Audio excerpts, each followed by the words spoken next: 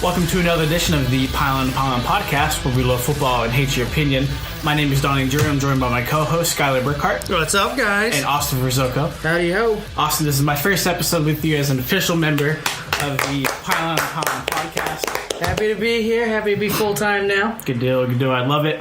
We're missing Richie Bradshaw today, but hopefully he could be in next week. We are proud to announce our new sponsorship of the Pulse Podcast Network, so shout out to those guys for having us on board. We're also brought to you by Statement Games, taking fantasy football to a new level. Find out the future of fantasy football at statementgames.com. Gentlemen, we got a loaded list of things to go over. Pro Bowl rosters just announced. We'll go over that. Yeah, there's a huge snub on that. Yeah, there definitely was. We'll get into that. Don't tell yet. Where's Joe Flacco going in 2019? Who's going to be the next Browns head coach? Meltdown in L.A.? Yeah, the meltdown in L.A. on Sunday night. We're talking about playoff picture as well, so let's go ahead and get into it. We start out with the infamous injury report that we do now. Aaron Jones headed to IR. He suffered a knee injury early in the team's Week 15 matchup. He was unable to return. His season is now over. Looks like it's an MCL sprain again. Yep. Third one in 2 seasons. Marcus Mariota is currently dealing with a foot injury. He showed up on the team's practice report today. We'll see his availability for next coming week. Austin Eckler missed practice today, but Melvin Gordon is expected to play in Week 16 per Chargers head coach Anthony Lynn. Keenan Allen could also be a game time decision for the team's Saturday matchup with the Baltimore Ravens. Safety Ronnie Harrison is heading to the IR, played for the Jaguars, who's a rookie. Ito Smith is also going to be placed on IR. Former Falcons running back, kind of clears the way for Tevin Coleman to have himself a nice week. The Eagles aren't going to put Carson Wentz on IR quite yet. Yeah, I found that interesting. That is interesting. Yeah, they're leaving the door open for his return. Not sure Possible why. playoff push. Why? Nick Foles runs that offense better than he does. Ooh. Tyler Boyd is diagnosed with a low-grade MCL sprain. He might be done for the year, depending on whether or not he can work himself back through practice. Kind of a sad day for me. Frank Gore is probably done for the season, maybe his whole career. So they ran tests on the injured foot that he had in Week 15, and they didn't come back very well. So. 4th all-time in rushing right now. Yeah. He'll be back. He always gets back on the team and always surprises He's so everyone. old. That's a rough injury. They said at the start of the season he was in the best shape of his life coming into this season, so I don't know. And then the one we can't ignore, the elephant in the room. All you fantasy football people will be paying attention. Todd Gurley is currently day-to-day with knee inflammation, so we'll see. Yep, keep an eye on that. Skylar putting on his binoculars over there. They said he should be coming back. They did sign some other players to replace him, and Davis is also other backup is also weak. So John Kelly may be a good watch out this week for fantasy. Mm-hmm. Yeah, just in case C.J. Anderson doesn't start. We'll see how that turns out. All right. Well, we did have a simple lineup planned out for today's show, but then the Pro Bowl rosters got announced probably 15 minutes before we started. So, what a better time than the present, right? Yeah, let's run through who made the roster really quick and then maybe get a snub from everybody. Yeah, good deal. So the Pro Bowl rosters for the AFC, quarterbacks are going to be Patrick Mahomes, Phillip Rivers, and Tom Brady. I kind of agree with that. I think all three of those guys are deserving, except for Brady. Yeah, I think there's a couple of quarterbacks. So, who'd you put ahead of Brady, though? Andrew Luck. Yeah, Luck. Yeah, okay. Who's in the MVP conversation? Running backs are going to be James Conner, Melvin Gordon, and Philip Lindsay. A solid group of running backs for sure. Yeah, I could agree with that for sure. Yeah. DeAndre Hopkins, Tyreek Hill, Antonio Brown, and Keenan Allen round up the receiver list for the AFC. Keenan Allen on there kind of surprises me a little bit. Me too. I thought T.Y. would have been on there over him or maybe Tyler Boyd. Mm-hmm. Getting to the offensive line, starting at the tackle spots are going to be Taylor Lewan, Alejandro Villanueva, and Eric Fisher. At the guard spot will be David DeCastro, Marshall Yonda, and Quentin Nelson. At center are going to be the Pouncey brothers, Marquise and Mike Pouncey from the Steelers and Chargers. Tight end, Travis Kelce, and then Eric Ebron. Not shocking to see him on the Pro Bowl roster. Just kind of shocked to see he's had such a good year to get there. Yeah, you saw him in Detroit. He couldn't catch anything with his hands. He was nicknamed Butterfingers there and was basically kicked out of the city because of the inability to catch the football as a tight end. And then you see him go to Indianapolis, and he reels in everything. Yeah, it's crazy for sure. The defensive side of the ball, J.J. Watt headlines the defense. The defensive end group is also joined by Myles Garrett and Melvin Ingram from the Chargers. On the interior is going to be Geno Atkins, Jarrell Casey, and Cam Hayward from the Steelers. Outside linebacker Von Miller having himself another great year. Jadeveon Clowney and D. Ford. On the inside is C.J. Mosley and I always butcher his name. Is it Bernard McKinney? I think so. Bernard McKinney. Cornerback, you have Xavier Howard, Jalen Ramsey, who... Jalen Ramsey's still been all solid. right. He's been solid, dude. He's been all right. Stephon Gilmore and Denzel Ward. I really like Denzel Ward, man. Dude, I questioned really that stepped pick up. for the Same. Browns. Same. I was like, you can take him over the guy Broncos took. Who was it? Chubb. Bradley Chubb. Thank you. You're gonna take him over him, but he first week he had 2 picks against the Steelers. He came out and said, "Yeah, I was the guy." Free safeties are going to be Derwin James and Eric Weddle, and strong safety will be Jamal Adams. On special teams, Jason Myers is the kicker. Didn't he miss an extra point in 2 field goals last week? Jason Myers for the Jets. I didn't watch the. That's basically the Jets fans just voting their butts off to get him in. Yeah. Punter's going to be Brett Kern from the Titans. Return specialist is Andre Roberts from the Jets. And then their special teamer is going to be Adrian Phillips from the Chargers. Moving over to the NFC side of things, Drew Brees, Jared Goff, and Aaron Rodgers are in at the quarterback position. Julio Jones, Michael Thomas, Adam Thielen, and Devontae Adams are in for the wide receiver spot. At running back are going to be Todd Gurley. We're holding our breath because there's a lot of good running backs in this conference. Saquon Barkley and Ezekiel Elliott. Alvin Kamara and Christian McCaffrey are the 2 notable names left off of the list. Yeah, I think they got it right, though. That's tough. It is, yeah. I think they got it right. Yeah, But that's McCaffrey's having definitely tough. such a good year. It's hard to say him out. But this is where we get the argument, which we'll probably bring up later, that they should have more players Well, to Todd get in. Gurley, Saquon Barkley, and Ezekiel Elliott all have phenomenal numbers next to their name. So. Yes, you got Todd Gurley. He's got over 20 touchdowns on the season. Zeke's the those leading rusher. By over 100 yards. It's not even a close tightrope anymore. It's Zeke and that's it. And then Saquon Barkley is having one of the best rookie seasons we've seen a running back at. Yeah, dude, he could do everything. Behind nothing. Yep. Tackles are going to be Tyron Smith, Taron Armstead, and Trent Williams. Guards are going to be Zach Martin, Brandon Brooks, and Trey Turner. Your centers are going to include Alex Mack and Max Unger. And the tight end position is going to be Zach Ertz and George Kittle. No arguments there on the tight ends. Yeah, both of them have been extremely phenomenal this year. Going back to the AFC real quick, I'm kind of surprised that Gronk didn't get a lot of votes. He's been... Well, not that he deserves it, but I mean, if we're going off the whole popularity contesting with fans voting, I think they're just going to... Are New England Patriots fans happy with him currently? They're not happy with their team, period, right now. True. I saw a statistic that came up. It's the first time in week 15 or week 16 the Patriots had not clinched a playoff berth since Tom Brady taking over. Maybe having a full-time starter. And also they had lost 5 games total throughout the season. The last 2 seasons, they have 5 losses right now. On the defensive side of the ball, Cam Jordan, DeMarcus Lawrence, and Danielle Hunter are in for the defense of end positions. On the interior is going to be Aaron Donald, Fletcher Cox, and Akeem Nicks. Outside linebacker will be Khalil Mack, Ryan Kerrigan, and Anthony Barr. You pointed out that Anthony Barr shouldn't have made the list purely because he was hurdled by Josh Allen. Who, now that doesn't look as stupid because Allen's kind of stepped up his play a little bit, at least on the ground. Yeah, only on the running game. Yeah, he has nothing as a passer. Yeah, he's a great leader. A little bit. Great leader. I would also like to argue that point. He's just a great guy. He's a good guy. Dude, he gets shoved to the ground by defenders all the time, and you never see anybody stick up for him. Let's take a side track. He is not a good leader. He is not a great guy. His teammates don't like him, clearly for that fact. No, because out of Buffalo today, he for that 4th and 1 conversion that they needed to put the game away, he went up to the sideline and said, "Give me the effing ball, and I'll put this game away." And the coach gave it to him, and he got the first down to seal the game for him. That's leadership. Inside linebacker will be... Sorry, go ahead.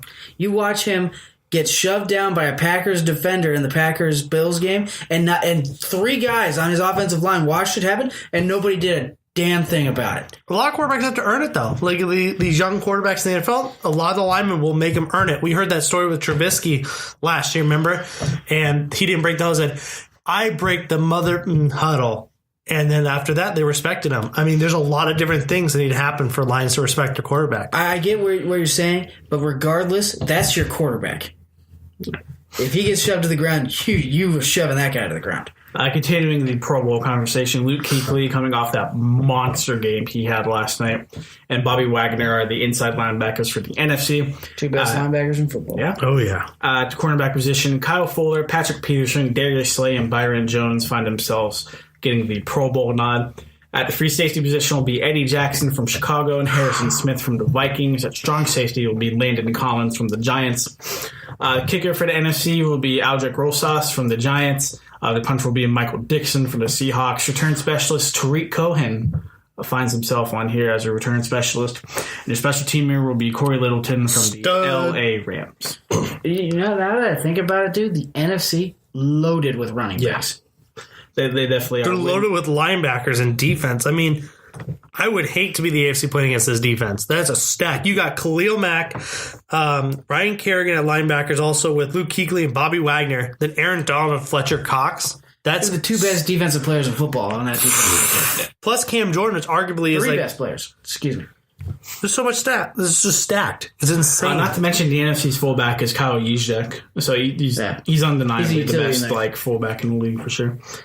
I was thinking about this way, dude. If you think about it, if the Eagles go out and get Le'Veon Bell this offseason, which many people think so, they would have Saquon, Le'Veon, Darius Geis, and Zeke for their 4 running backs in the NFC East. Wow. How are they going to get it? They're negative cap right now. There'd be so much work they have to do to get that money at this point. They're Eagles. They'll do it. They'll just find a way. Chargers lead all teams in Pro Bowl nods with 7 total on the rosters. Right behind them with 6 are going to be the Kansas City Chiefs. So there's that.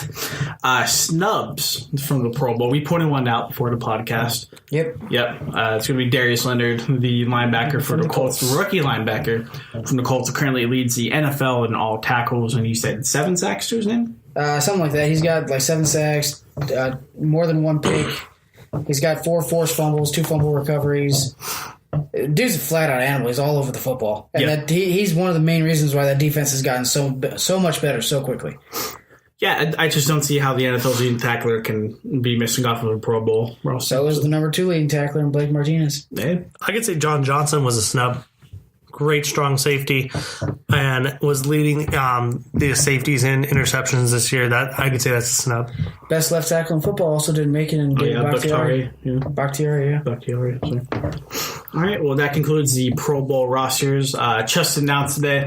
The interesting thing is that half of these guys don't even play in the game, so it'll be a completely different. It'll be notable to kind of watch who gets like the subsequent Pro Bowl nods. I find it so funny when it's like, oh, Todd Gurley's the pick, and then they go to somebody else and announce that person is the substitute, and then that guy says, oh, I'm hurt. Yeah. I'm not going to be there. So then another guy makes it in.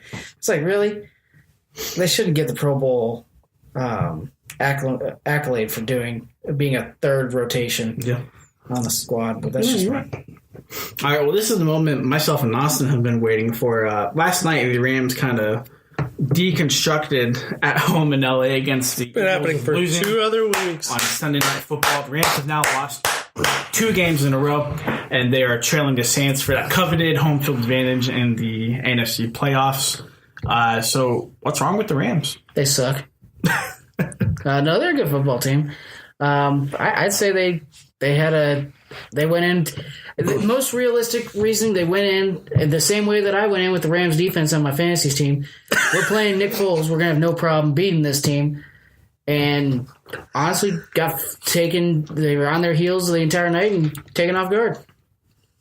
There's a lot of issues in LA. I've talked to a lot of media members and a lot of fans out there and kind of did some digging myself. The defense has stepped up as of late, but we make a lot of miscommunication plays that really hurt us, as we saw in the game versus the Eagles, where Talib and Joyner were clearly not on the same page, and Alshon Jeffrey just sat there waiting for the ball, along with, I think it was Aguilar as well. Talib did help our defense. Otherwise, that offense has been lackluster. Sean McVay, I think, how I put it, he's got a little cocky in what he's doing, and he gets stubborn and just keeps doing the same thing over and over and expects to get the same results. Teams are figuring out what they're doing, and he's not changing to it. As we saw this week, they started to move their wide receivers around, starting to make deceptive plays, get the play action running, and actually run the ball. And then we get towards a later game, they stop altogether, going back to what happened the last 2 weeks. Well, I find it curious that the Bears last week made sure the center and the guard double-teamed Aaron Donald, not necessarily the guard and the tackle, but the center and the guard. Basically, at the snap of the football, that center would every single time go right to Aaron Donald no matter what the blocking situation was.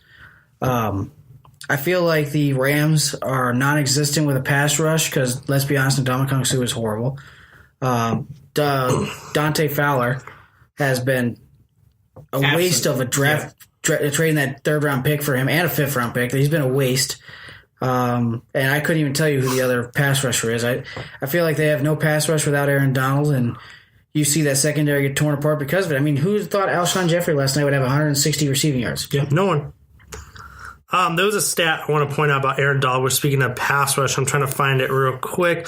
The Rams are 16-0 when Aaron Donald has a sack and 5-7 when he doesn't. That's incredible. Like, as he gets one sack, the Rams basically win the game. If they don't, they lose most of their games. Well, the whole kind of reasoning behind that stat is, hey, if Aaron Donald gets a sack, that means he's in the backfoot a lot. He's in there frequently. Mm-hmm. So, that's not a direct, indication of the Rams winning the game. If he just gets one sack, that's more of a, hey, these guys are actually getting to the football kind of thing. And that's what's been missing the last 2 weeks. I understand the loss in Chicago because the Bears are a very up-and-coming, dangerous team, going to the playoff picture. Yeah, I know that pains you. No, I know. They are a good football team. You see what difference in coaching can do. Yeah, absolutely. And adding of the number 2 defensive player. But to rebound like that at home in primetime football when you're trying to keep pace with the New Orleans Saints – that's tough right there. You can't drop games like this. They're essentially 2 games back right now. Yeah. So they would need the Saints to lose out and them to win out. I don't see that happening. I think the Rams are going to have to go through New Orleans to get to the Super Bowl. That's even if they get to New Orleans. Yeah. Who says they don't flop in the playoffs like they did last year? Yeah. Or the Saints could flop in the playoffs like they did last year. Saints have been struggling as well, too. Let's not forget. A lot of these big-name teams have been struggling. Cowboys we saw. Saints, Rams. We haven't really seen the Bears struggle. We did see them struggle against the Rams, but they did pull through at the end. This is what I'll say about that. The Saints may have been struggling, but this past week they pulled out that win against Carolina. You cannot, as the Rams, expect to be the best team in football, having 2.5 minutes left to go and seeing your punt returner fumble the ball on literally air. And we saw that happen against the Falcons last year in the playoffs. It's just deja vu to a lot of Rams fans seeing that again. And it can't happen. Special teams, you got to high and tight, tuck the ball and hold on to it for dear life, especially in the fourth quarter. I mean, that's a crucial situation. You're setting your team up for success, and a fumble like that kills it. It's over. Yeah, I think all of the Rams' problems kind of derive. You can trace all of them back to one thing, and it's Todd Gurley. Mm-hmm. If the Rams don't get Todd Gurley going, and I understand he's an MVP candidate, he's the best running back in the league. I'll say that.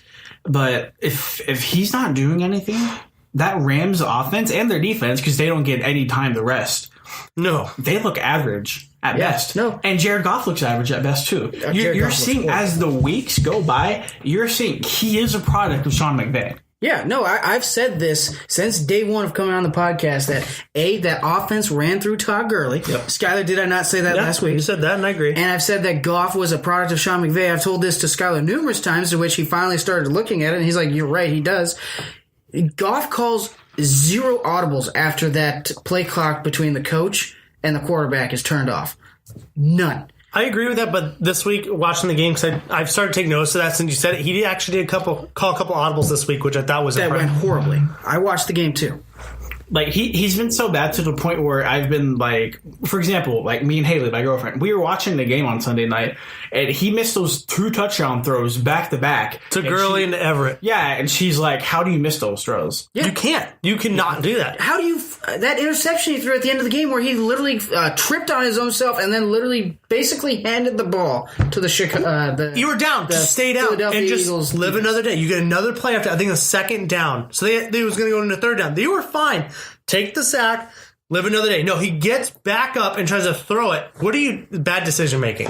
I've never been a fan of Jared Goff. I've always said that if you can't win in college, you can't win in the NFL. I've said that you were there. Yeah. The day that we did the fantasy draft. I think he's going to crumble until he makes noise in the playoffs. I don't care what he does in the regular season until he at least goes to a championship game. Not even a Super Bowl, just goes to the conference championship game. I can't respect him as a quarterback. Some fans point this out to me as well. We're freaking out over how bad Jared Goff's doing for these 3 games, but the rest have been stellar. And he's only 24. So we can't hate him he just turned 24. So he is still pretty young. He's in his 3rd year, dude. And I agree with that. But also, I've argued with this before. His first year was under Jeff Fisher, and I don't think anyone can be successful under Jeff Fisher besides Vince Young. 100% agree. Yep. So 100% agree. Essentially, this is his 2nd year. And that's what you're supposed to make. You have your sophomore slump, essentially, or you have your crazy record year. He is the 3rd or 4th Rams quarterback to throw over 4,000 yards. Whether you want to say it's the new NFL or not, that's still something to take into account and say, hey, that's actually a positive. I understand that. But it's actually the 2nd year you're actually supposed to see leaps and bounds of progress with the quarterback. And we did at the beginning of the season, and then we got the regression. Yeah, but can you really say that is Goff? I'll admit, he makes some really nice throws. And we saw that. We saw those beautiful passes like Cooper Kupp over 3 defenders and stuff. As a great quarterback, you should never, ever be questioned if it's you or the head coach that draws up the plays.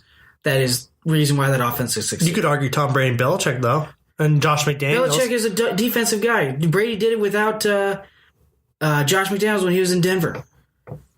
What would Goff, realistically, what would Goff do if they had another head coach in there that was not Sean McVay, who is, I would say, the unquestioned offensive genius of the NFL right now? And we won't know because we may not get that chance. With Tom Brady, like you pointed out, he had multiple coaches that we've seen. So we've seen he's consistent with doing it. But let's not forget Tom Brady has those bad games as well, especially this last week where he just threw that questionable throw up to Steelers defender when we've seen time and time again, know to throw that away and not force it. Yeah, I don't know what Tom Brady was doing on that pass. Even I said, what the hell? Quarterbacks have their bad days. And I hate to go full out hatred on Jared Goff, say we don't believe him anymore. Because I put that feeler out there on Facebook. 80% of people out of the 200 votes I got said that they still believe in him, which is good to see that. Everyone's going to have their bad games, and it's up to Jared Goff to get his mentality back and get his footwork down and just get back to what he was doing early in the season. His footwork is fine. It's just hitting the throw. There's some throws. And also reading the defense. He needs to get better at that, and I do agree. Sean McVay's starting to give him the reins a little bit more. I've seen the last 2 weeks. We saw a disaster. And you saw 2 losses with the horrible offensive production. And this is something McVay's got to work on with Goff. It's slowly going to happen, and they're going to have to take the hits for it. But he's still young. He's 24, so we got a lot of time to see him develop still. You're seeing what he's going to be right now. Next year is his contract year. And you're going to have to gut your roster when you overpay him.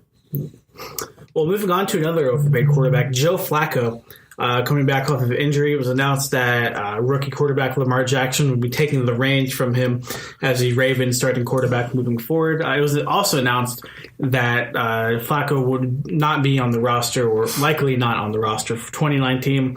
And it's been said that the Ravens would likely trade him to a destination of practically his choice. So I kind of wanted to talk with you guys about the potential trade destinations for Joe Flacco. Well, before we talk about that, I just want to say Lamar has earned that position. He has. Indeed, he has. He has a long way to go before he can be an elite passer. Yeah. His passing needs work. Yeah, it does, but he's a rookie quarterback. You didn't draft him because he was an elite passer. You weren't expecting him to come out like Peyton Manning or Tom Brady or, Aaron Rodgers. He's like your RG3 is what you can compare him to right now. Or a lot of people compare it as the second coming of Michael Vick. But, I hate that lazy comparison, but it's so true, man. He plays exactly like Michael Vick does, man. They were doing like some comparison plays, like where Michael Vick would run stuff, and Lamar almost looks like an exact mirror of it. Yeah, how he reads the defense. There's nothing there. He's going to take off. Exactly. He doesn't wait either. He just goes. But moving towards to Joe Flacco, his 2012 was he MVP that year? Super Bowl MVP. His 2012 season, especially the. I don't think he was regular season MVP. It was definitely not regular season MVP. No, Super Bowl MVP for sure. That's a bad taste in my mouth even thinking that. No, just the playoff run he had in 2012 led to that huge contract the Ravens gave him. And the Ravens actually haven't won the playoff game since then. I don't even think they made the playoffs. No, they had. They beat the Steelers in the wild card round the year after, I believe, in 2013. Luck. No, maybe 2014. It was whenever Le'Veon Bell got hurt. So where is he going to go? There's a lot of quarterback-needy teams, but does he get a starting role is another question. Oh, yeah. If you're going to trade him with that contract, he's got to be a starter. If you're going to take on that contract, Sam Bradford. Trade for a guy like Joe Flacco. Sam Bradford is one they could cut at any time with no debt. Well, Sam Bradford was signed as a free agent on a 1-year contract. As 2-year. It was a 1-year deal. It was a 1-year, $20 million deal. No, it did have a team option, but let's be honest, it was a 1-year deal. The Cardinals signed him just as like an insurance. Like, hey, like if you don't get a guy in the draft, at least we have him. That's why he was signed. But do they keep him if they can't find a trade partner? And then that can open up to the backup role as well. You're not going to trade for Joe Flacco and not start him, especially with the contract. So what teams do you guys think he would fit with? I think there's two glaring teams that you can definitely see going forward, and that's Jacksonville and New York. Yeah, Jacksonville and New York are kind of the big... Giants. I was thinking Jets. I was like, what? No, Jets have Darnold. They're going to at least work him for another 2 seasons. But they just came out and said that Eli Manning's going to be back next year. So that'd be weird to have Joe Flacco and Eli Manning. No. Let's be honest here. They're saying that so everybody will stop asking if they're going to cut Eli Manning.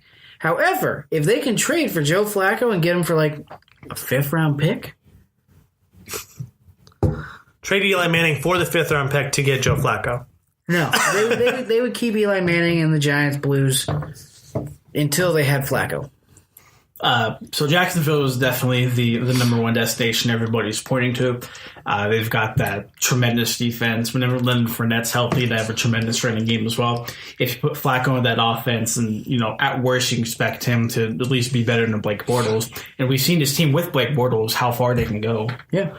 So the hope is definitely there. It's just, I suppose it's a matter of what Jacksonville would be willing to give up, because Flacco doesn't have a lot of years on him left. No. He's only got 4 or 5.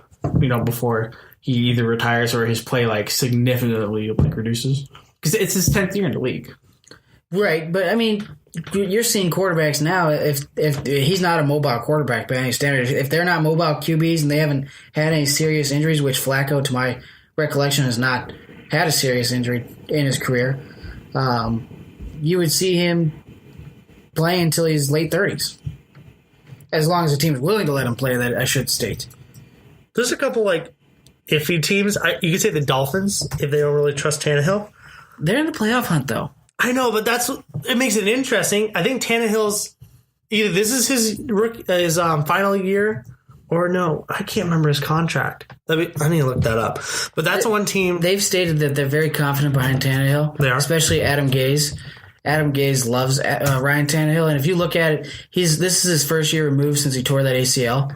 He's only going to get better because it takes about 2 to 3 years for a quarterback to be back to 100% playing confident, all that stuff, which was what's really scary with Deshaun Watson. He's just now over a year removed from his ACL surgery. So Joe Flacco suffered a torn ACL and MCL in Week 11 of that's right. His 2015 season. That's right, I remember that. So he does have that kind of significant injury to his name, but nothing that shouldn't keep him not playing until his late 30s. Could you say the Broncos? Yeah, well, the Broncos is another team I have listed. No, they have a Super Bowl caliber defense still with Von Miller, and you have Bradley Chubb in the middle as well, and they also have a strong running game with Phillip Lindsay too. Redskins, depending on Alex Smith. Yeah, the Redskins as well. I think Denver might actually be the best fit for him. Because you got that cold weather, and he's got that cannon of an arm that can cut. Phillip Lindsay, your running back. You could argue Raiders, depending how much they like Derek Carr. I mean, that's a stretch. No. Nathan Peterman. Yeah, Nathan Peterman. Bengals, if you don't like Andy Dalton, but you'd go in the division.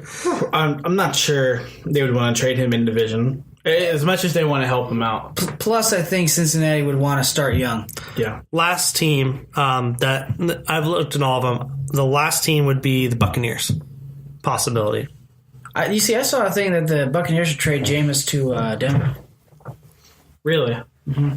He'd get a running back. He suggestion article off of Bleacher Report. Okay. Can't remember who wrote the article, but they suggested 9 off-season trades. And Well, that wouldn't be bad because you'd limit him from throwing it and making mistakes. You hand off Philip Lindsay a lot, and then you have a big receiver in Sutton you can throw to every once in a while. Are we talking Flacco or Winston? Winston. So that would limit his throwing and his mistakes. That wouldn't be a bad fit. Well, I mean, let's keep talking about Flacco for the most part. Donnie, where do you think would be the best fit for him? Best fit for him? Oh, man. You know, I would almost say Denver. I would almost tend to agree with you. Where I think his best fit is probably going to be New York. You know, in terms of what Flacco was able to do and kind of the team that would be around him. You know, he's got Saquon Barkley, Odell Beckham Jr. Joe Flacco's never had that number one bona fide superstar receiver. And he's really accurate with the ball, back. too, and he's a cannon. Or running back as well, you're right. He had Ray Rice for, 2-3 seasons? Yeah.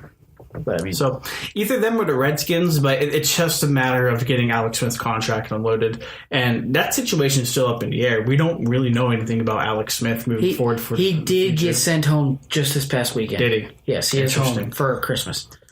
Interesting. His wife posted on Instagram. They didn't want to show that leg at all, though. They had that thing covered up, so I know it was almost basically reconstructing almost all of it. He had, I know this is off topic of Flacco, but he had multiple surgeries. He had infections. Yeah, it looked bad for a while. He was in the hospital with surgeries and infections for over a month.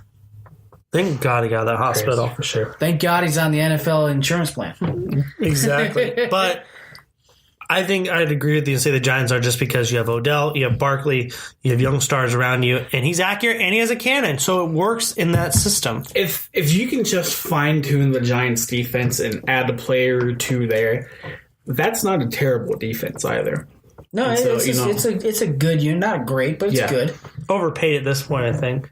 Yeah, They spent a lot of money. Was it the year before? Yeah, on Olivier Vernon. But the Joe Flacco situation is definitely something to keep tabs on as well. If you want to see Joe Flacco play in person in 2019, not in the Baltimore Ravens uniform, definitely check out SeatGiant.com. SeatGiant.com is your place for all of your ticketing needs. Check out the promo code PYLON. That's PYLON. Get a great discount on already phenomenally discounted tickets at SeatGiant.com. Moving forward, staying in the AFC North Division, actually, we're talking about the Cleveland Browns a little bit. Ever since they fired Hugh Jackson, they've been on a roll offensively. Yeah. Yeah, they're for sure. Greg Williams, the interim head coach, has done a phenomenal job. His name has been thrown around in head coaching conversations for him to stay in there. Gentlemen, do you think the Browns should hire Greg Williams as their next full-time head coach? No. I agree. You don't hire him as head coach. Wow, I thought I was going to be the only one who disagreed as well. Well, let's talk about it. What do you guys think like that? I think that they're having a lot of success right now due to Kitchens, the offensive coordinator, really getting a hold of Baker Mayfield, what Baker does great. And you've seen that offense become dynamic. I think the best decision they could have made was getting rid of Carlos Hyde and getting Nick Chubb playing full-time. Yeah. That offense is on a roll. I would honestly consider Kitchens more so than Williams. Granted, let's not take anything away from Williams. That defense has played fantastic. Yes. But when was the last team that Williams was a head coach for? It ended terrible. Yeah, he was a head coach for the Buffalo Bills over 10 years ago. Did terrible. And then, of course, his name will always be linked to that bounty gate that they had in New Orleans going on. He's a great defensive coordinator, and we should keep it at that. Yeah, I feel like some guys, the first name that comes to my mind is going to be a guy like Rex Ryan, who was a phenomenal defensive mind, but just couldn't get it done as a head coach. Hugh Jackson, phenomenal offensive mind. Couldn't get it done as a head coach. Yeah, sure. Questionable mind, period, now. He's still going to be regarded as one of the better offensive minds. Yeah. Look what he did with Andy Dalton. Todd Haley, to a certain extent. I mean, Todd Haley's been successful everywhere he goes, though. As a head coach, he's all right. Oh, as a head coach? Yeah. Well, no, we're talking about coordinators not having that great a success as a head coach. Gotcha. As the Chiefs head coach, he didn't do very much. Spagnuolo? No. Steve Spagnuolo was a defensive coordinator for the Giants, went to the Rams. That was a dumpster fire. Yeah, the situations are always going to be different. Why do you think they shouldn't immediately hire him? Because if they want to bring him in for interviews during the coaching process, he should be. You absolutely he should. He should be. He has earned the right to interview for that position. Yes. And obviously, with the Rooney Rule, you have to go through the presets of. They just changed it. Now, Can you please explain to our listeners what the Rooney Rule is? So the Rooney Rule is where you have to at least interview a minority head coaching candidate. That's how Mike Tomlin got hired. I believe that is how... It's not how Lovie Smith got hired. It's at least helped Mike Tomlin get hired, and it's helped a couple other coaches get positions as well. But interesting about that, just going off on a tangent a little bit, the Raiders, whenever they were looking for their head coach last year, apparently they didn't comply with the Rooney rules. I mean, technically they did. They got some college head coach to come in for an interview. They said it was a 20-25 minute interview, and they just kicked him out the door, gave him a t-shirt and said thank you. They did make changes to the Rooney Rule a couple days ago. What did they do to it? The enhancements to strengthen the Rooney Rule include clubs must interview at least one diverse candidate from the Career Development Advisory Panel list or a diverse candidate not currently employed by the club. Clubs must continue best practice recommendation of considering multiple diverse candidates. Number 3, clubs must maintain complete records and furnish to the league upon commissioner's request, and a final decision maker is involved in the beginning. She must be involved through the conclusion of the process. And the committee is also endorsing strong accountability measures in the event clubs fail to comply or seek to evade procedures outlined in the Rooney Rule. So those are the basic changes that they made. So a little bit more security. The league wants to know about every process you're going through it. For sure. But just shifting the focus back to Greg Williams, I think you definitely need to bring him in for an interview. I just don't know. This is going to be his second stint as a head coach. I'm not sure how successful he's going to be. He definitely has the players' backs, and that's super important whenever you're looking for a head coaching candidate. My only, not problem or issue, my only just kind of observation, if you want to call it, it's really easy to win when you're playing with house money. Greg Williams is the interim head coach. He knows he's not going to get fired. Yeah. He took over a team that wasn't in the best state. And, it's week 16. We're still talking about the Browns in the playoff picture. Yeah, they're still heavily in the playoff picture. Yeah, exactly. So, it's really easy to perform when the pressure isn't on you. Right. When your job isn't in question. Greg Williams knows that, hey, either I get this head coaching job or at worst, I stay the defensive coordinator.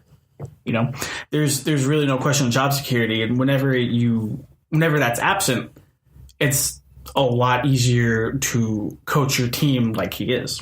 And I'm not trying to take anything away from him. He's been phenomenal. But if you do hire him as a head coach, you're really going to need a strong offensive presence to kind of back up his defensive background. Yeah. No, and I think you also have to invest in Baker Mayfield. He was your number 1 overall pick. He is undoubtedly the future of your franchise. If you would go with Greg Williams, you go with the defensive-minded guy. And like you said, if Kitchens leaves for greener pastures, what is his plan going to be then to replace Kitchens? Yeah, I hope Kitchens doesn't leave. Baker's playing great under him. I would say keep Kitchens offensive coordinator. He's got offensive-minded head coach, and he's go from there. Well, if you get an offensive-minded head coach, Kitchens probably isn't staying. Yeah. You never know. You've seen it. They bring in their own guys on their side of the football. Yeah, typically whenever you hire a head coach, they're going to bring in their kind of guys. Well, it's their newer candidates. Sometimes if they come from college, they don't have anyone because people don't want to leave from college. They bring their college staff with them, bro. Let me be clear. If you hire an offensive guy, they're not going to bring a defensive staff with them. 9 out of 10 times, they'll keep it. If it's a successful defense, like if Greg Williams were to be told, yeah, sorry, you're not the head coaching candidate, good, strong possibility he stays on as the Browns defensive coordinator job if they hire an offensive guy. Because that offensive guy is going to want a guy that will coordinate his offense, coaches running backs, coaches receivers, coaches offensive line to his scheme of football. Whereas if they kept Kitchens and then brought in an offensive-minded guy, Kitchens then has to learn his offense, and it usually never works out. Something to look for as well. Yeah, it'll be another interesting storyline within the AFC North, chock full of those this year. Moving on to the playoff picture, we got 2 weeks left in the regular season. It's getting to be that time, where we see what teams are able to jockey themselves in position. Sorry, Austin, just got eliminated. They didn't run the table. It's fine. He didn't say it though, so it don't count. Remember when I told you guys the Bears were going to win the conference? Yeah, just remember that. Not the conference side of the division. Just remember that. First seed in the NFC belongs to the New Orleans Saints. The road to the Super Bowl, we'll have to go through them, sitting at 12-2. Second seed is going to be the 11-3 Los Angeles Rams. The wild card seeds, the wild card seeds right now are how it sits. Minnesota would visit Chicago. The Vikings are the number 6 seed. The Bears would be the number 3. And the Seahawks would visit the Dallas Cowboys. Seattle are the 5th seed, and Dallas would be the 4th seed. Just outside the playoff picture is going to be Philadelphia, currently at 7-7, with the big win off of Sunday Night Football. Other teams that can kind of see themselves are Carolina, even though they've got like an 11% chance. Yeah, they still have to play the Saints another time, so I don't see that. Yeah, it's crazy. So the NFC playoff picture is kind of right there. Almost set, with the exception of like Philly or Washington jumping Dallas for the division. Going over to the AFC side of the ball, though, totally different story. The Chiefs are the number 1 seed with a 11-3 record. Houston currently sits at number 2 at 10-4, with the Patriots losing to the Steelers on Sunday. The wildcard games as of right now are going to be the 6 seed Baltimore Ravens taking on the number 3 seed New England Patriots, and the number 4 seed Pittsburgh Steelers hosting the number 5 seed LA Chargers. Rematch. Yeah, that would definitely be. Just think about that. The Steelers would go against a team that has a better record than them in the wild card. So technically, the Steelers and the Ravens kind of have the same record. You mean the Chargers? No, you're talking about the Ravens. No, I'm talking about the AFC North. So the Steelers have an 8-5-1 record, and the Ravens have an 8-6 record. So the Steelers still have the lead based off of win percentage, is what the because a tie doesn't count. The way that I tell everybody, if you have a tie, you're 8.5 and 6, basically, man. Or 8.5 and 5, I should say. Yeah, I mean, it's true. It's technically they didn't lose the game, so that win percentage doesn't take a hit. An interesting thing though. So as of right now, the Steelers are the division leader. They're the number 4 seed. They would host the playoff game, with games coming up against the Saints. Who, I'll be honest, I don't expect the Steelers to go to New Orleans and win. No, in the dome. Yeah. If Pittsburgh were to lose to New Orleans and the Ravens were to beat the Chargers on Saturday, that would switch to 2 teams. And then the biggest team who has an impact in all of this is a team that's not even in the playoffs right now. That's the Indianapolis Colts. Because the Colts, should they win out, or should, if they win out and the Steelers or Ravens lose one of these games, they would jump them for their last seed in the playoffs, and the other team would be kicked out.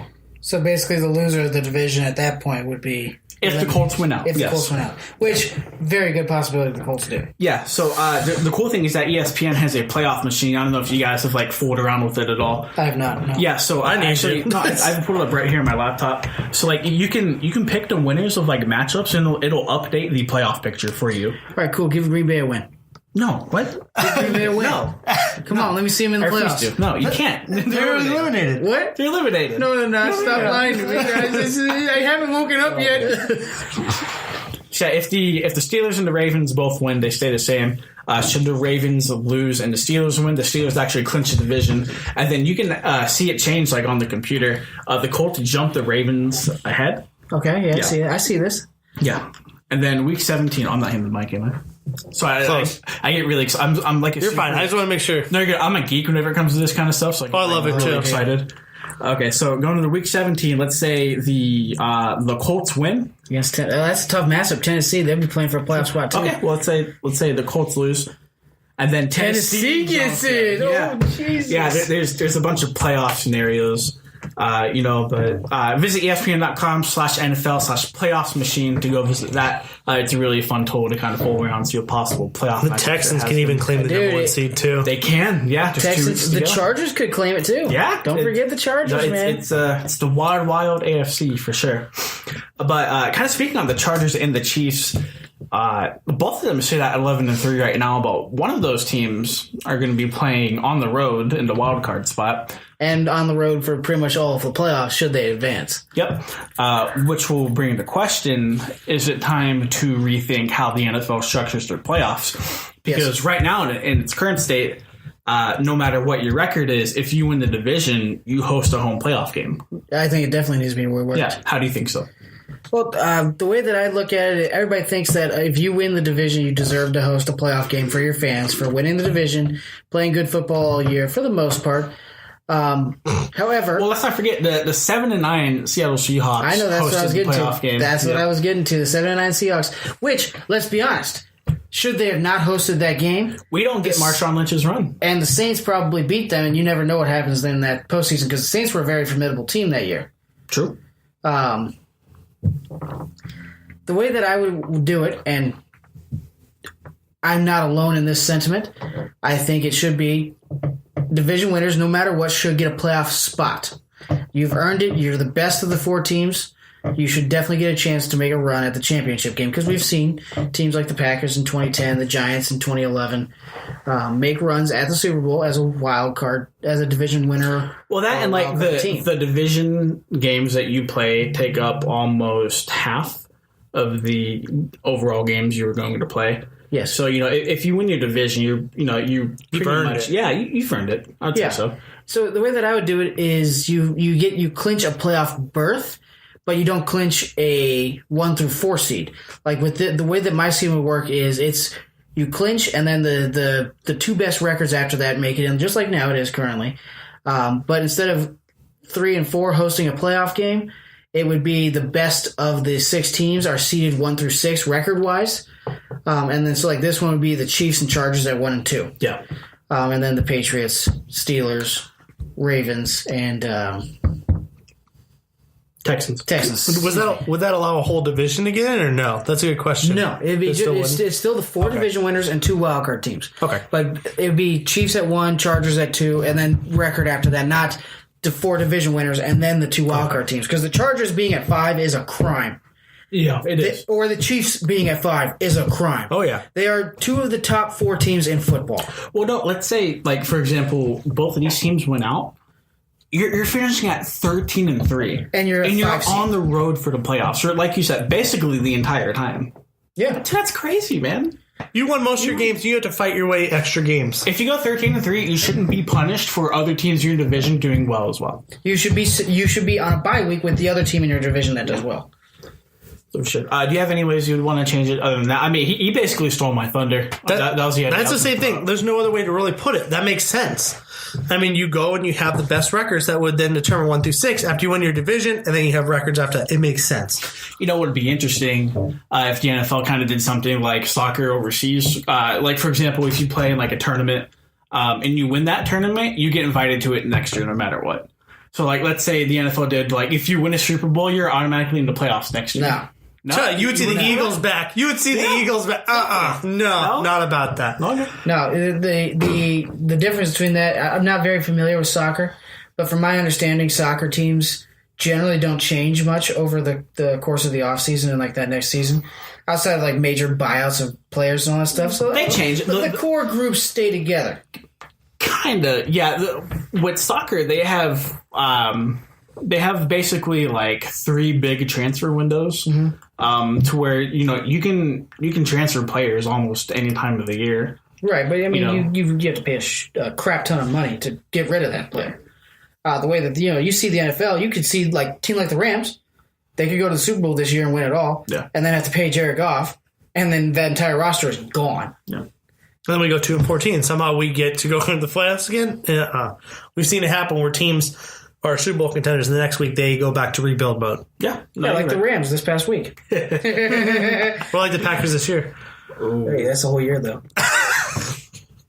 At least I'll be sitting at 10 to 14 range for my draft pick, where you'll be sitting at 20 or 22. Did you guys make the playoffs last year? No, remember big old crack in a collarbone kind of prevented that. We started off 5-1. Huh, weird, because the Rams made the playoff last year. Oh, weird. I remember the Falcons beating you.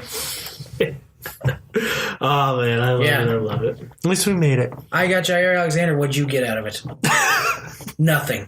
Ndamukong Kong Su. No, we got Brandon Cooks. No, we got Brandon Cooks. Oh, big whoop. Oh, I'm so afraid of Brandon Cooks, who's not even the best receiver on the team. Who'd you say? Robert Woods. He's really dynamic. Or what would your description of him? He's a fantastic, like a gadget player or no? He's a fantastic route runner that can create space. Would you say he's a better, like, a Tavon Austin kind of feel to him? Because he can run the ball well. Anyways, take it. I'm stopping this conversation right now. Thank you. No problem. Something that's kind of been thrown around in the NBA just because the conferences are like so skewed. Yeah, so skewed and mismatched. How would you feel about the NFL just getting rid of conferences and playing in a playoff format that's 1 through 12? Yeah.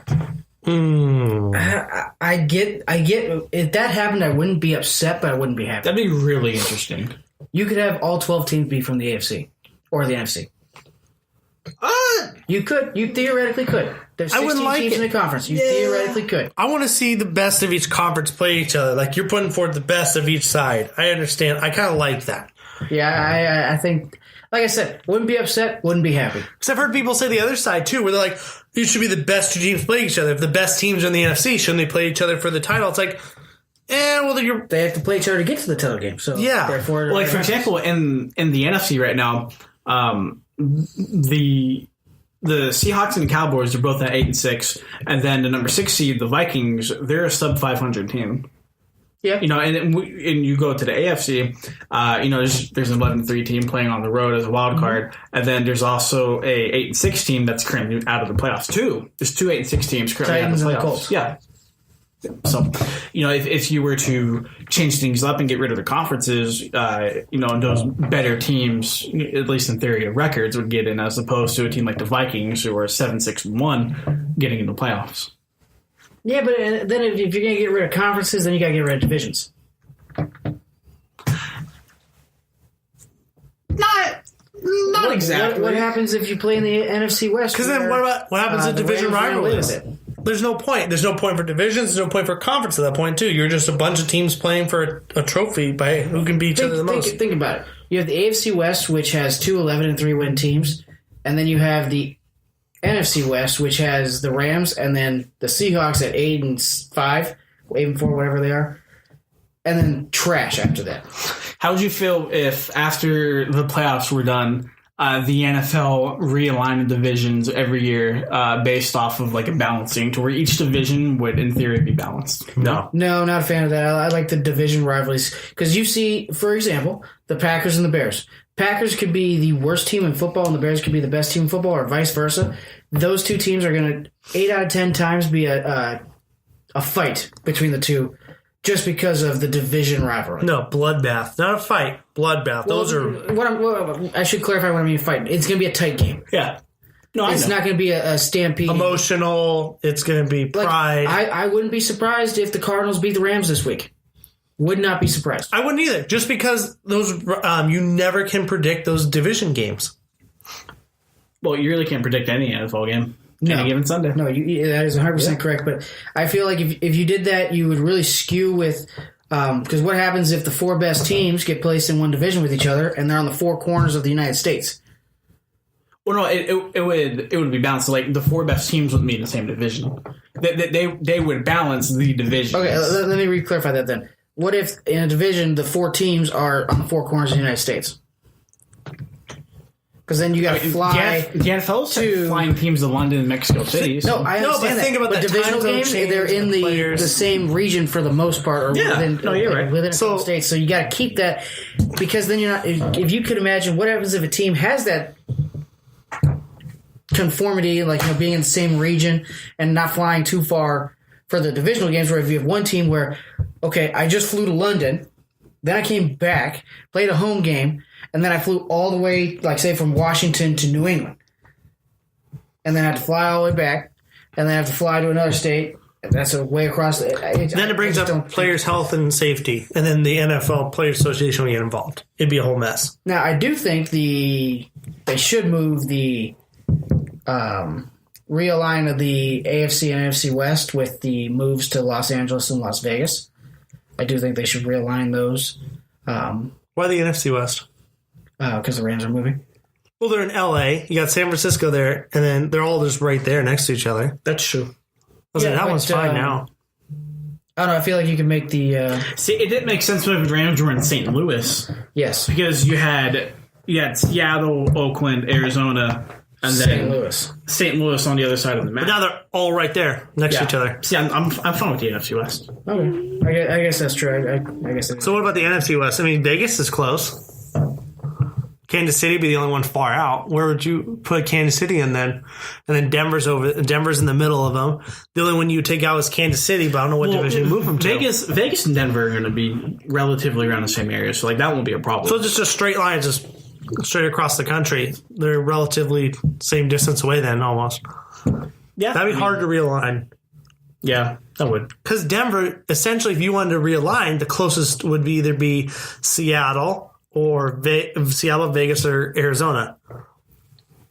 That'd be really tricky to realign that. They are. I think the NFL is going to be adding teams within the next 10 years. They said, what was it, London and another Texas team. Mexico. And a Texas team they're talking about, too.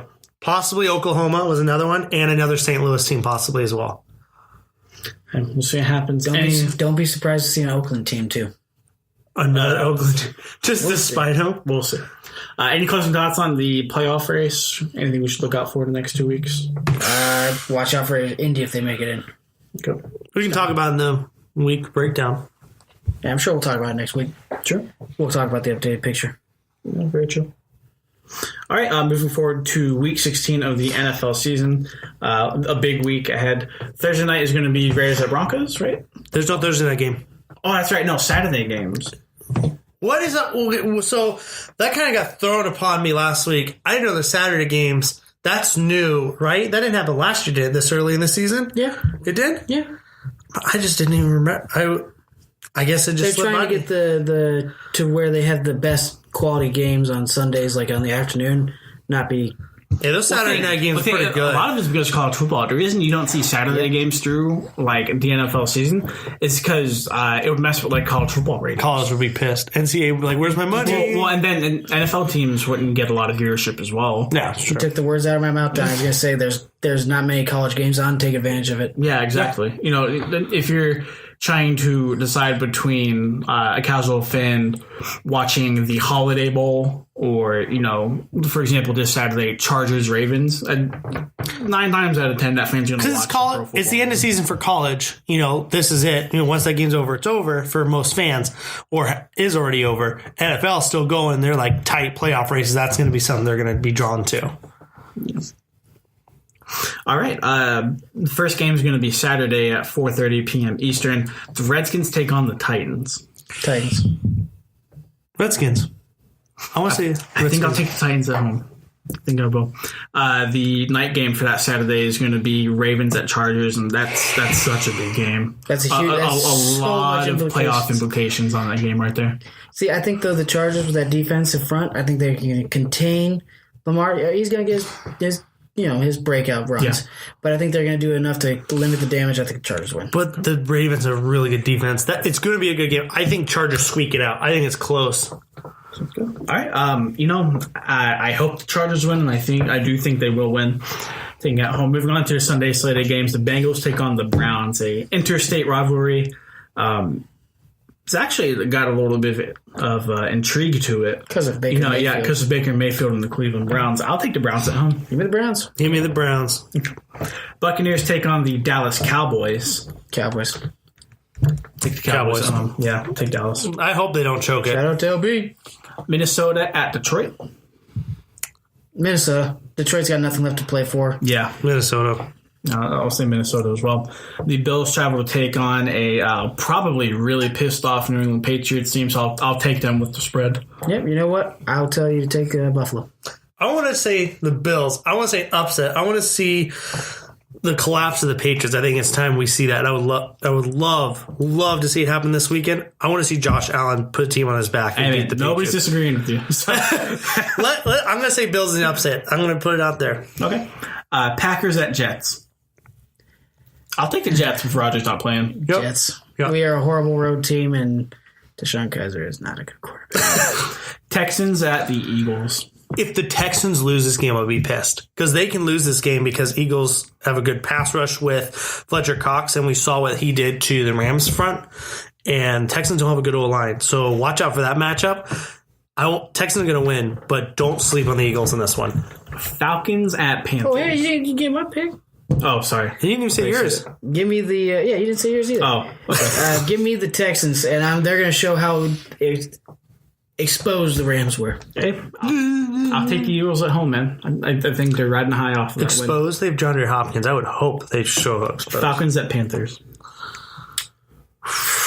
Too bad teams. Panthers. Yeah, I'll take the Panthers at home. Panthers for me. McCaffrey is another big night. A very interesting game, at least to me, the Giants at the Colts. Colts.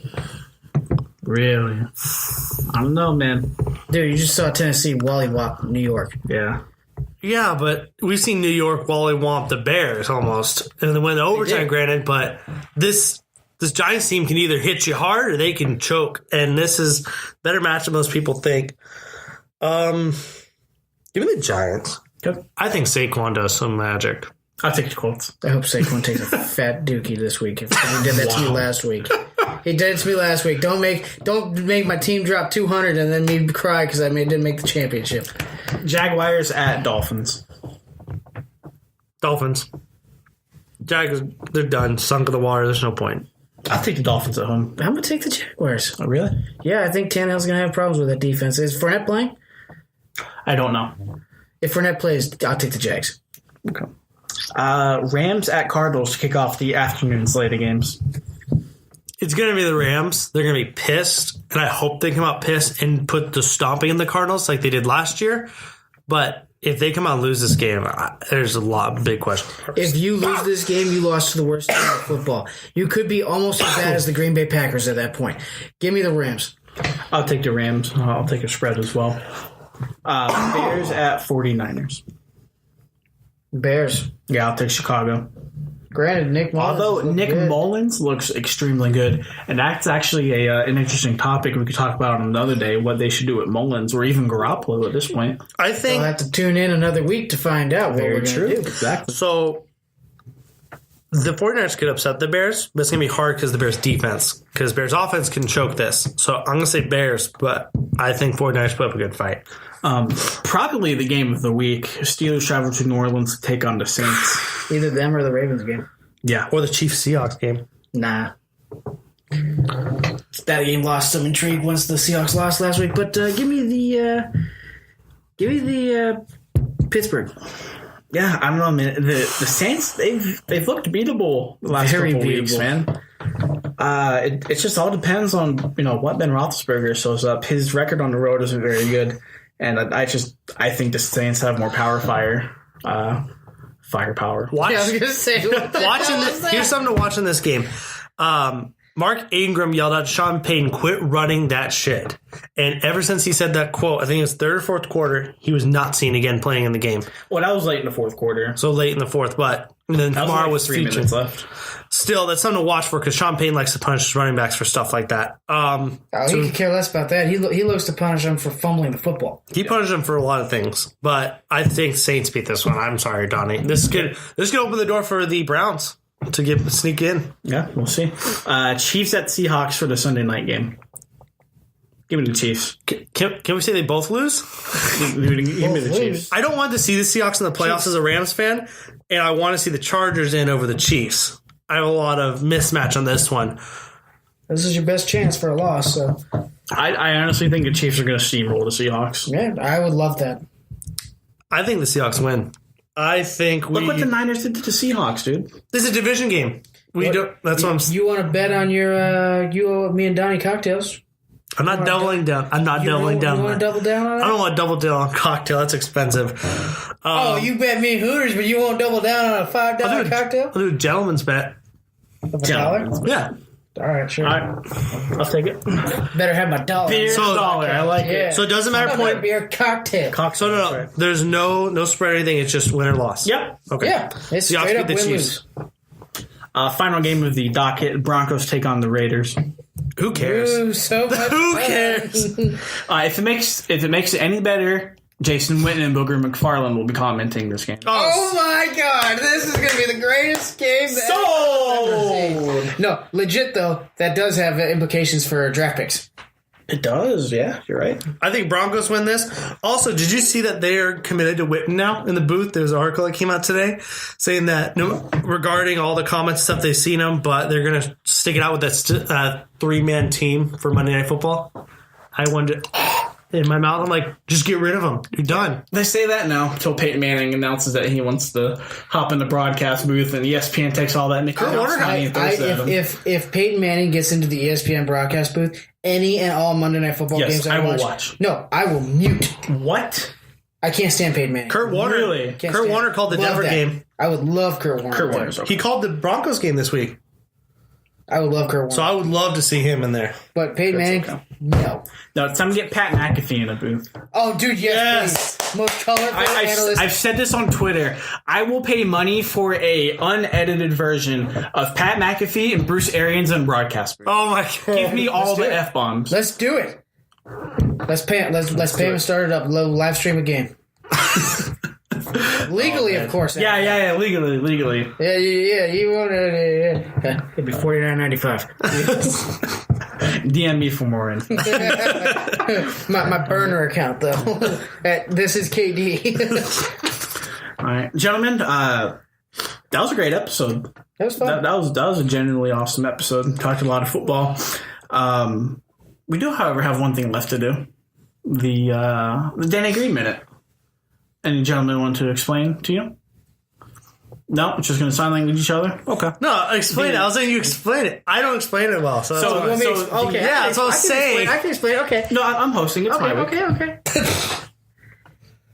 Go ahead. Oh, you want me? Okay. Yeah, you said you explain it. Basically, the Denny Green minute back, the late Denny Green, when he was coaching for the Arizona Cardinals, had a very disastrous ending to a game against the Chicago Bears, to which he, right in front of the media, right after the game, came out and said, they are who we thought they were, and threw a huge fit. Slapped the podium. In front of the press. So we take this time. Crown their ass. Oh, yeah, he did. We take this minute to let anybody on the podcast rant about, for 1 minute, rant about anything that has been bothering them, whether it be sports related, it could be at home, like Donnie talked about how his girlfriend Walmart Christmas trees. His girlfriend, and when he was trying to search for furniture with their new place. That was fun. I think Skyler's going to have a good one for us this week with his good old Rams on this past Sunday Night Football. So with that, we'll lead into the nice Danny Green minute. Skyler? Done. You have it. No, I'll take it. Oh, Don will take it? Okay, I thought Skyler was going to want it. I had it last week, remember? I know, but I thought you were going to want it again after that. No, he said he had it. Great play by your LA Rams. No. It's going to be Donnie. He gets it. So you rant enough to me via text message, I guess, huh? All right, we ready? Been ready. 3, 2, 1. All right, so this actually happened today. I'm at McDonald's, and you're smiling because you already saw my tweet about it. Yes, I did. I'm at McDonald's. I'm getting food for the wonderful Burkharts who allow us to do the podcast in their own home. So I offered them food. They say, yeah. So I'm going to grab food on the way over here. And I'm just chilling, minding my own damn business. And you know how McDonald's has like the play place. You know how they have like the little place for them, like kids run around and stuff. There's these children here running around on their bare ass feet around McDonald's. What are you doing? You know how disgusting those floors are, man? I don't care if I see a McDonald's person go every 15 minutes like a Quick Trip employee and mop the fucking floor. That's so goddamn disgusting. Are you kidding me? The amount of diseases and bacteria that you can see off of your foot just whenever you step on it is disgusting. That's so unsanitary, and I'm going to win both of my leagues this week. Oh, all right. Wow. Shout out to Tyler. Dude, because my fantasy team names are Krusty Krab, so every time we play, he changes his name to the Chum Bucket. Whack. Tyler, I'm coming for you to lose. Also, since you're in 2 championships, so am I this week. I have my money league and another league I don't really care about, but I'm in the championship. Is that one? It's 6-man league. That don't count. No. That's the money league. So that one counts because it's money. The other one's a 12. You guys are paying money for a 6-man league? Yeah. How much is money? There's $20 buy-in. $20 buy-in for a 6-man league? What? I should have done my rant about that. What? Can I do that over? Hey, you need 2 more people? Donnie and I are Yeah, we'll play. I don't care, dude. It was easy as Hey, cake. you ready for championship games? My girlfriend's dad plays in a fantasy league, and I usually go with him like to the draft, and I like help him. So all of his friends call me like the Oracle and shit. Because I like go and help him. Number 1 pick 2 years ago was Russell Wilson. This isn't a keeper league. This is a 10-man league, and homeboy chose Russell Wilson number 1. Was he a Seahawks fan? I don't know. I turned to my girlfriend's dad. I'm like, can I like get in on this? It's a $200 buy-in. What? Yeah. Oh, I want in too. Yeah. $200 buy-in, and I'm sitting there. I'm just like, you paid $200 for this. You paid $200. I'm just like, what? And they probably went. Winner, did you get your money back at second place or winner take all? So winner gets like $1,600, second place gets $200, and then last place gets $200 back. Last? Yeah. Oh, sign me up! Sign me up! what? Yeah, dude, it's crazy, man. See, man, I could just be me, like, second to last and still make money off it. Dude, if I saw I was not going to the playoffs, I'd literally just start nobody. Yeah. My week score every week would be 0. No, but this week I play Tyler, who has the gauntlet of Brady, Gurley, Julio, Odell, Travis Kelce. And Carson. Yeah, sucks. We'll see if Odell plays, though, because they got eliminated. They might just shut him down. Well, hopefully. He's still hurt, isn't he? Yeah. Out of nowhere. With a quad injury. Yeah, we'll see. And then Gurley is, like we said earlier in the podcast, he's supposed to be playing is what they said, but they're being cautious. We'll see. Yeah, we'll see. And then in my work league, I'm going up against a guy who's 14-0. Yeah. Sorry, no, he's he might be 15-0. So his team, you ready for this? Is going to be it's still showing Logan's score from whenever I beat him this week. 2-0 against LB this week. Yeah, I gotta go to the championship round for this. All right, so his team. You guys ready for this? Deshaun Watson, Alvin Kamara, Saquon Barkley, Adam Thielen, Tyler Boyd, George Kittle, Melvin Gordon, and then his bench is Kenny Golladay, Austin Eckler, Baker Mayfield, DJ Moore, Spencer Ware, Chris Godwin, and Damian Williams. Okay, who gave him the stack team? This is a 12-man league. How? 12-man? It's a 12-man league. Who do you play with? Children? We played with a guy who didn't set his lineup all week, but. Oh my gosh. No, you're good. That's like literally the league I'm in, the 6-man. He just took my 6-man roster. Yeah, basically, but where can they find this, Tony? Oh, my fantasy team, or oh no, you find the dumps after next week, and I go 0-2 in my championships. Where can they find the podcast? Next to They can find the podcast on Twitter and Instagram at the PTP Podcast. You can find us on Facebook as well. Go and give us a like. The Pile and the Pile Podcast. We're also on iTunes as well, so go ahead and please give us a 5-star review. They can find us on Spreaker.com, who hosts us. They can also now find us, like we said, on the Pulse Podcast Network on Twitter. You can email us the PTPpodcast@gmail.com for any questions, comments, concerns, ideas, or just want to rip us for our terrible fantasy football takes or anything like that. Gentlemen, it's been a great episode. Episode's out every Wednesday at 12 p.m. Mountain Standard Time. Until then, my name is... What? Really quick. What? If you want any fantasy advice, go ahead and check out Donnie Drew. What's your Twitter handle? Oh, at Donnie Drew. He's going to be posting up an article, or he may have already posted it this week. Yeah. For fantasy football advice. Waiver wires. And then my start sit's going to be coming out tomorrow as well. So. Yeah, so give it a look. Definitely be on the lookout for that. We post it on our Facebook and Twitter. Yes, we do. And then, hey, if you have a funny story about fantasy football, you just heard us talk about it for about 5 minutes now. Ranted about Shoot us it over if you want to be potentially played on the podcast, and we'll give you a shout out. Also, I think I'll tweet that out. I want to get a lot of funny fantasy stories for next week. So. That'd be fun. Also, I just got promoted this past week to site editor for the Downtown Rams. Whack.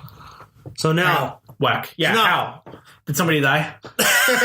No, he came forward and said, "Hey, I need an editor. Do you want to be the editor for our website?" And ever since, we've been doing really well for our website, posting Rams articles almost every other day. A lot of controversy, like we were doing today about Goff, Peters, all that good stuff. So if you want to catch it out, go to Downtown Rams and read some of my articles. So it's just Skylar and another guy on this website. Let's just be clear here. No, there's about 12 people. God. 12 people. Ooh. 12 writers. All good though. I'm here special. Thank you. Hope your fantasy football dreams come true. Better than Austin. I hope your team clinches a playoff berth. Crushed. All love and positivity from the Pylon to Pylon podcast. Until next week, my name is Donnie Druin. This is Austin Frizzoco. Skylar Burkhart. And this has been the Pylon to Pylon podcast. See you next time.